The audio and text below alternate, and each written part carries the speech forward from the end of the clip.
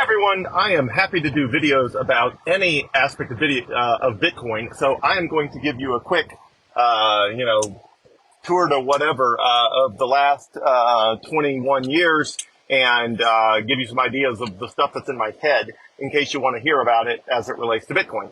Okay, so I built Bomgar Corporation from 2003 to 2014, so that was 11 years. So I spent the first half of that spending thousands of hours studying business strategy, marketing, branding, all that sort of stuff.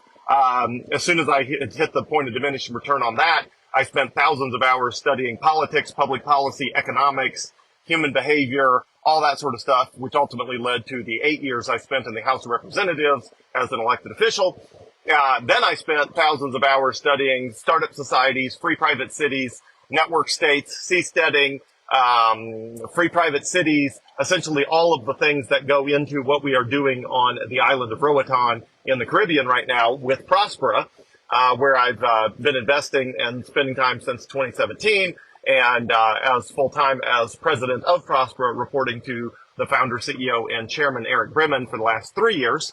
I've been full-time doing that, and then I've spent the last, 3 or 4 years, all of these overlap. So when I'm working on one thing, I'm always also studying another thing and the thing I'm already working on. So I've been studying Bitcoin, started interest in it in 2017, and studied quite a bit back then, but way, way, way more since 2020, really the last 3 or 4 years. So I have spent just thousands upon thousands of hours reading books, audiobooks, podcasts, every conceivable thing I can find online. I use an app called VoiceDream, and VoiceDream will translate literally anything into a voice. So PowerPoint presentations, Word documents, PDFs, articles online. Basically, I'm just constantly mining new information and either reading it when I find it, or if I don't have time to read it when I find it, it goes into VoiceDream, and that creates effectively a playlist of content that it reads to me that started in written form, in some form of written form. So I've got thousands of hours of all of that in my head. So just related to the many thousands of hours I've spent studying Bitcoin, I've studied monetary policy, the history of all of that, how the US dollar came into existence, how monetary systems have evolved over time, the origins of money, the origins of Bitcoin, tons of time on how Bitcoin came about, the early battles related to Bitcoin, the ideological, different opinions on Bitcoin. I've read every conceivable book that's ever been written that was anti-Bitcoin, anti-blockchain, or anti-cryptocurrency. Literally my favorite genre of all genres right now, my favorite genre is anti-Bitcoin literature.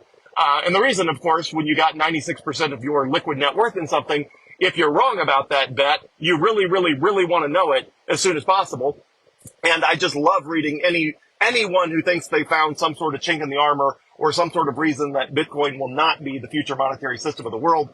I love reading that sort of content. And I read it through the lens of, has this person thought of something I haven't thought of? Or have they found an angle I haven't thought of? Or an attack vector?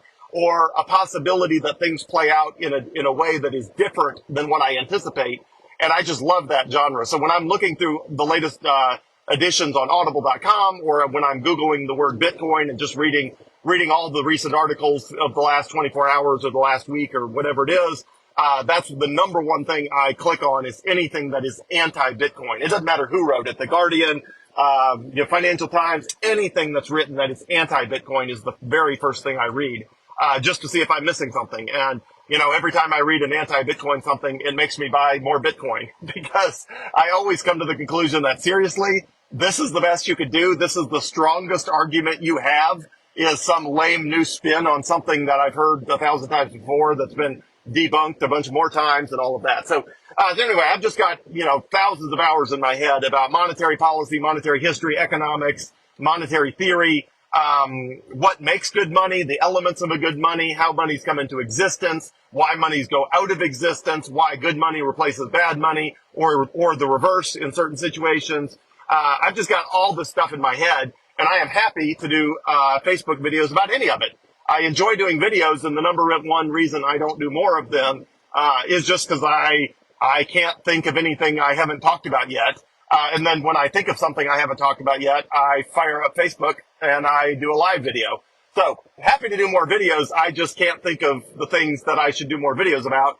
just because, it's hard to think of new content when I've already done a ton of videos about a ton of stuff. But if anything I've gone through about any of that makes you want me to do a video about anything, please message me or text me, and I will do a video about just about anything, any aspect of anything, the game theory behind why people act the way they do, the logic behind why certain things are happening in Bitcoin, the technical underpinnings of why Bitcoin works the way it is.